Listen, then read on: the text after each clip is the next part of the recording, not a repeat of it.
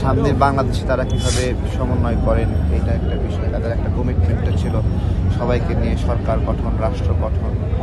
তো আমরা সেদিকে প্রত্যাশাই করি ভালো কিছু হবে ইনশাল্লাহ। সেই বেগম জিয়ার যে বিচক্ষণতা, বেগম জিয়া আপোষহীন ছিলেন অত্যাচারের বিষয়ে, কিন্তু জনগণের সঙ্গে সবসময় আপোষ করেই চলেছেন, জনগণের দাবিকে আপোষ করেছেন।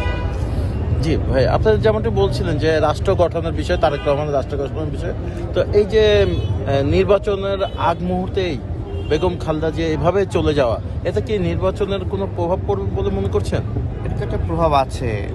একটা দলের অভিভাবক মারা গেলে নেতৃত্বের বিভিন্ন বিষয় আছে, এগুলো একটা হালকা পাতলা সংকট হবে।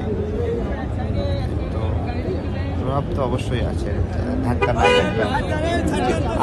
আপনাদের দলের যেই সময় নাগরিকদের কাছে ভোট চাওয়ার কথা, সেই সময়টাতে বিএনপি নেতাকর্মীদের তাদের মায়ের লাশ নিয়ে এখানে চিন্তা করতে হচ্ছে।